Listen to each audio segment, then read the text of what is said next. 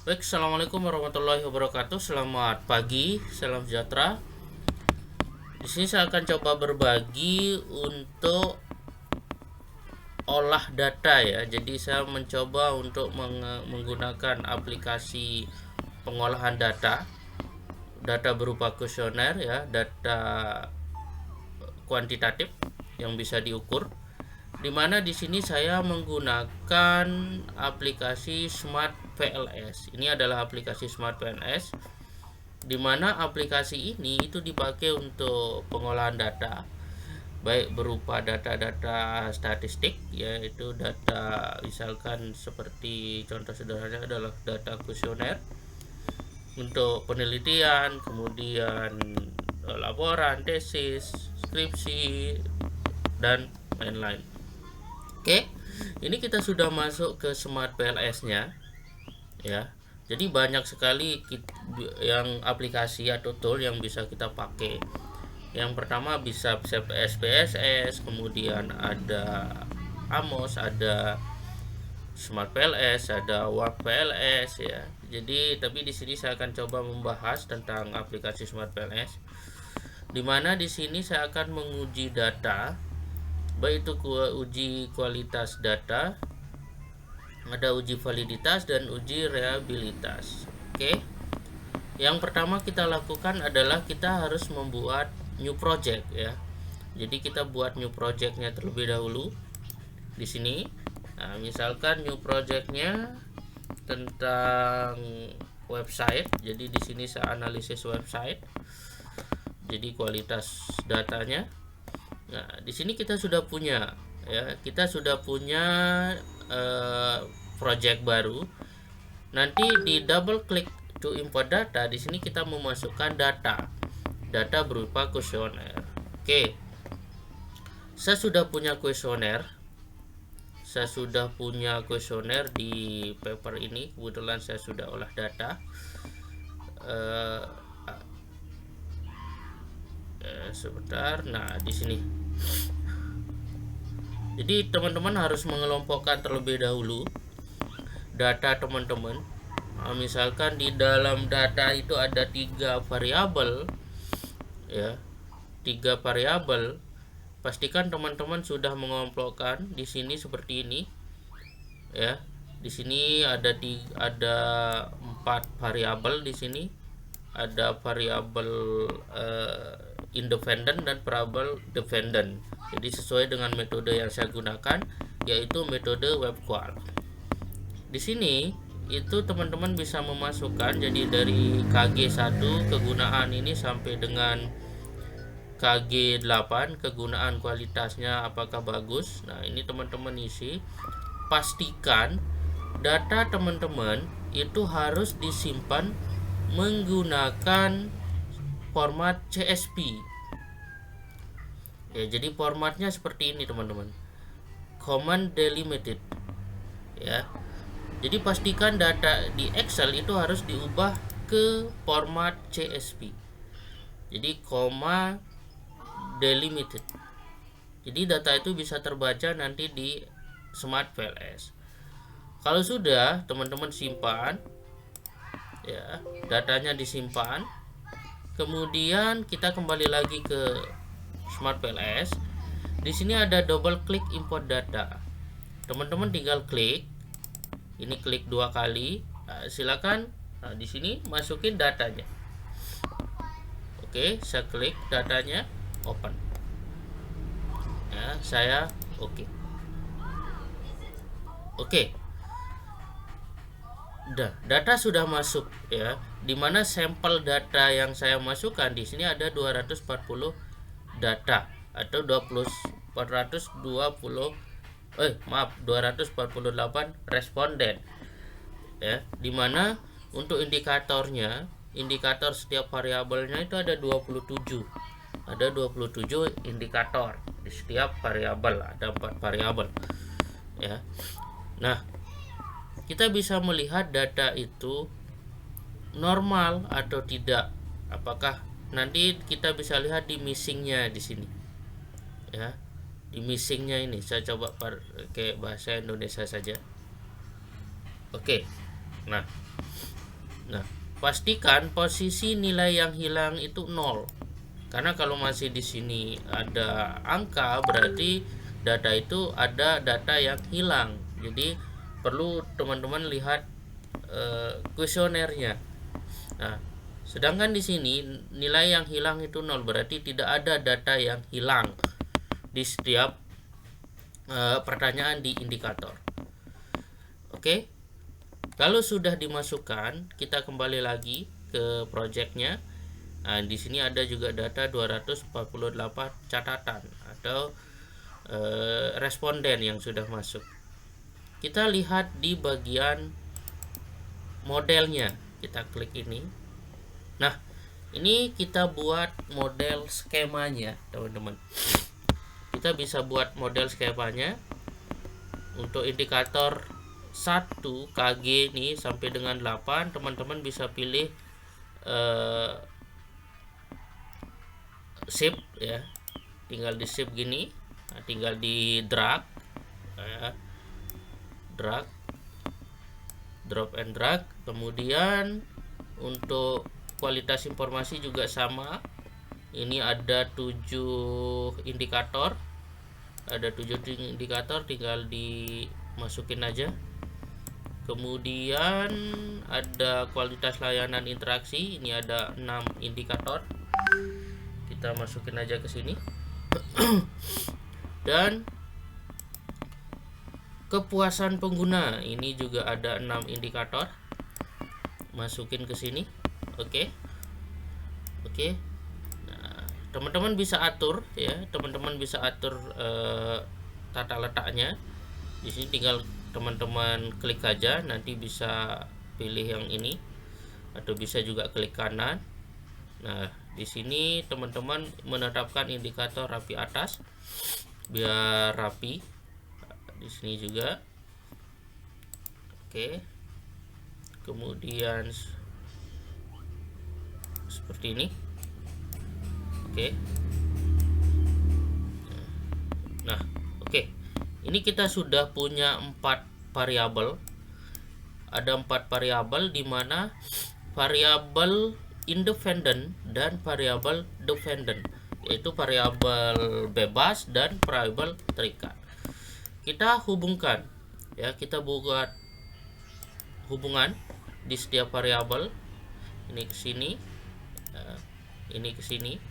Jadi ada variabel oke.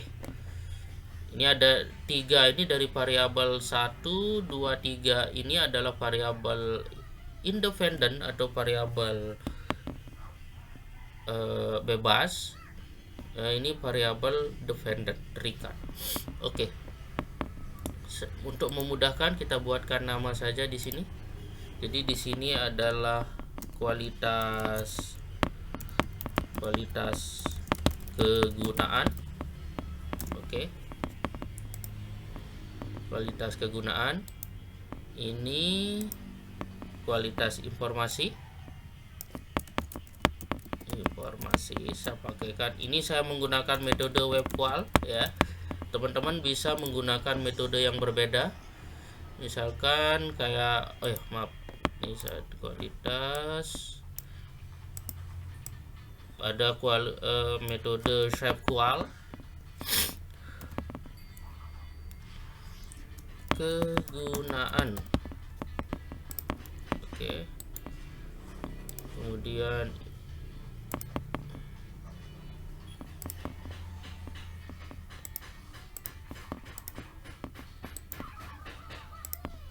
ini kualitas informasi.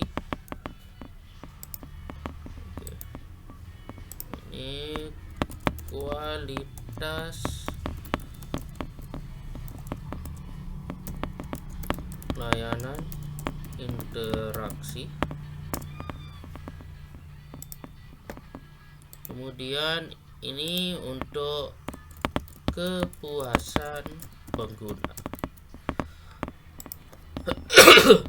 Oke. Ini saya kasih bawah aja karena nilainya nanti kelihatan jadi tidak terbaca. Oke. Ini kita sudah membentuk sebuah diagram model. Jadi di dalam Smart PNS ini termasuk ke diagram model. Jadi model dari Smart PLS. Nah, di dalam model Smart PNS itu yang kita uji ada dua, ya, ada inner model dan ada outer model. Ya, kita sudah membentuk modelnya. Silakan kalau teman-teman mau simpan, ini bisa kita simpan. Teman-teman tinggal pilih file, kemudian ekspor sebagai gambar ke file. Ya, jadi bisa disimpan di sini. Misalkan kita asumsikan ini adalah diagram model. Oke.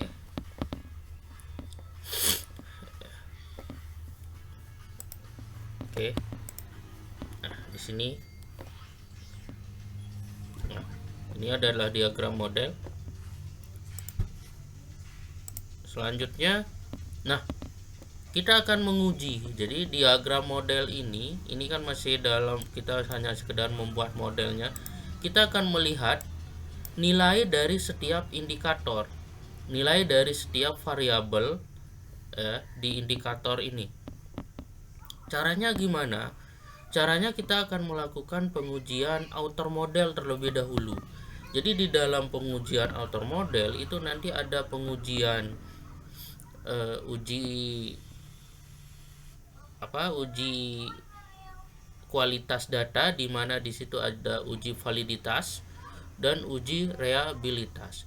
Di uji validitas itu ada uji, di outer model ini nanti kita menguji loading faktornya, kemudian average-nya, kemudian cross loadingnya, itu memastikan bahwa data yang kita gunakan itu valid atau tidak. Jadi di dalam Smart PLS ini ada pengukuran apakah data itu valid atau tidak. Kemudian kita diuji inner model juga, outer model juga, kita akan menguji uji reliabilitas. Jadi uji reliabilitas itu kita akan menguji Cronbach alpha-nya dan composite reliabilitas. Nah, kita langsung saja. Caranya adalah kita tinggal klik menghitung. Di sini menghitung. Kemudian kita pilih algoritma PLS. Kalau bahasa Inggrisnya PLS algorithm, ya. Saya pakai bahasa Indonesia. Nah, di kriteria berhenti, ini standarnya kalau di Smart PLS itu berada pada 0,07 atau 7. Ya, kita coba lihat, kita eksekusi. Oke. Nah, di sini kita sudah bisa melihat nilai dari setiap indikator, ya. Di setiap indikator. Jadi indikatornya di sini ada 0,6, 0,7, 0,7, di sini bahkan ada 0,8, ya. Nah, ini yang akan kita uji. Kita uji gimana? Nah, kalau berdasarkan pengujian Smart PLS, ya, nilai signifikan itu berada pada lebih besar dari 0,7, ya, 0,7 kalau berdasarkan Smart PLS, ya. Jadi data itu valid apabila nilai setiap indikator pada variabel berada pada nilai lebih besar dari atau sama dengan 0,7. Berarti kalau 0,6 tidak valid, gitu ya. Itu berdasarkan pengujian Smart PLS. Tapi kita juga bisa menggunakan teori yang berbeda, ya, berdasarkan pengujian menurut Stein, ya, dari penelitian Sugiono, ya, Profesor Sugiono. Nilai signifikan atau data itu dikatakan valid itu ada berada pada 0,6 antara 0,5 sampai dengan 0,6. Jadi itu dikatakan valid ya. Nah, kita kan nggak bisa hanya melihat dari Smart PLS saja. Jadi kita juga harus, kalau saya juga harus melihat kondisinya. Oh, data ini tidak hanya bisa dinilai dari Smart PLS saja, tapi cenderung saya menggunakan penelitian yang berdasarkan kayak Sugiono itu, Profesor Sugiono itu menjelaskan bahwa data itu valid berada pada angka lebih besar atau sama dengan 0,5. Nah, itu yang saya gunakan.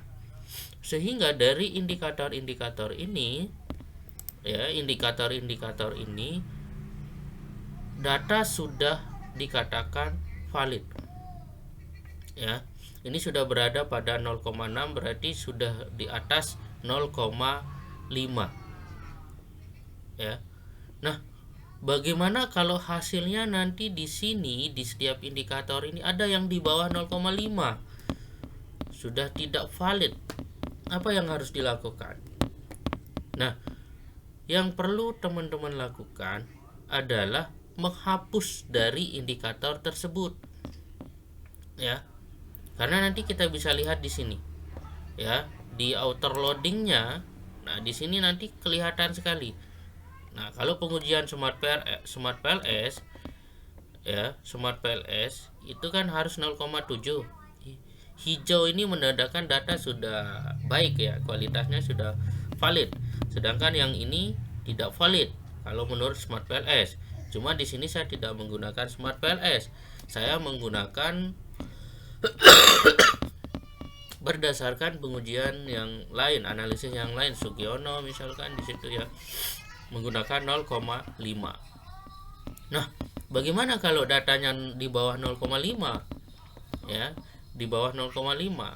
Jadi yang teman-teman lakukan di sini jelas sekali nanti.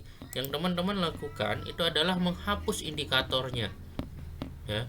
Misalkan di variabel kegunaan ini ada satu indikator yang di bawah 0,5, berarti datanya tidak valid. Nggak apa-apa, teman itu harus menghapus indikator yang ini, misalkan KG1 tidak di bawah 0,5, silahkan teman-teman bisa hapus, kemudian melakukan uji lagi sampai data itu valid ya. Jadi seperti itu ya, itu berdasarkan referensi yang saya pelajari ya.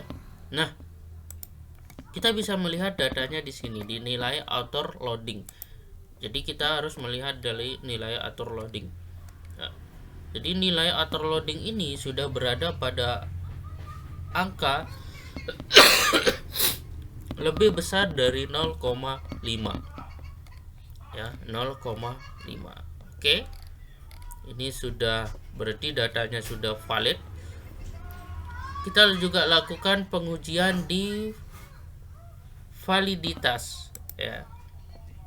Nah, kita juga bisa melakukan di uji validitas. Jadi tidak hanya sekedar uji outer loading, kita juga perlu melihat uji average-nya. Nah, di uji average data ini sudah berada pada angka 0,5. Jadi menurut penelitian, apabila rata-rata varian di ekstraknya atau average-nya lebih besar atau sama dengan 0,5, berarti data itu valid. Gitu ya. Data itu valid. Itu yang kita uji. Kemudian teman-teman juga bisa melihat dari cross loadingnya. Nah, di sini untuk diagramnya ya. Oke. Cross loading. Oke. Seperti ini. Nah, bagaimana teman-teman bisa simpan ya? Kalau yang sudah resmi lisensi, teman-teman bisa ekspor file ini ya. Teman bisa ekspor ke Excel. Ya. Ini teman-teman bisa ekspor ya, simpan. Oke. Ya. Ini untuk uji validitas. Ya, untuk uji validitas. Oke, kita ekspor dulu. Oke. Nah, kita sudah ketemu nih uji validitasnya, sudah aman ya. Berarti kita coba uji reliabilitas. Ya. Kita coba uji di reliabilitas. Untuk melihat uji reliabilitas, teman-teman bisa melihat dari nilai Cronbach alpha dan validitas diskriminant. Oke. Di sini kita bisa lihat untuk Cronbach alpha-nya. Jadi pada pengujian Cronbach alpha ya, pada pengujian Cronbach alpha, apabila nilai Cronbach alpha lebih besar dari 0,07 ya, maka data yang diuji setiap variabel itu valid ya, itu valid. Nah, kita bisa lihat di sini di Cronbach alpha-nya. Nilai setiap Cronbach alpha itu sudah berada pada 0,8. Ya, 0,8. Kualitas informasi juga 0,8. Kegunaan juga sama, kualitas layanan interaksi juga sama, 0,8. Berarti data yang kita uji itu sudah valid berdasarkan reliabilitas. Kemudian bagaimana dengan composite reliability-nya? Di composite reliability kita juga bisa melihat dari sini. Ya. Apabila reliability composite-nya lebih besar dari 0,6 ya, berarti data tersebut sudah valid. Jadi kurang lebihnya seperti itu. Nah, ini sudah valid teman-teman, jadi sudah biru. Di Smart PLS mudah sekali kita bisa melihat ini. Kalau nggak valid ya biasanya merah gitu ya. Kalau ini sudah hijau berarti data sudah valid. Jadi kalau sudah seperti ini teman-teman asik, tinggal memasukkan ke penelitian teman-teman. Bisa langsung masukkan ke jurnal, ke tesis, ke skripsi, data dari hasil uji validitas uji outer model. Ya. Sederhana teman-teman ya. Kita bisa lihat di sini. Nah, di sini sudah teman-teman bisa lihat ya, koefisiennya, kemudian outer loadingnya di sini. Teman-teman bisa lihat di sini. Nah, ini tinggal pindahkan aja ke penelitian teman-teman. Gitu ya. Jadi hanya itu dulu untuk uji outer model. Tonton video saya selanjutnya di uji inner model. Saya buat dalam video terpisah biar lebih jelas nanti ya. Untuk uji inner model saya akan jelaskan di video selanjutnya. Tonton terus, jangan lupa like and subscribe karena nanti saya akan share materi-materi tentang analisis data ya, yang pernah saya lakukan di penelitian tesis saya. Saya cukupkan dulu. Kita ketemu di video selanjutnya. Assalamualaikum warahmatullahi wabarakatuh.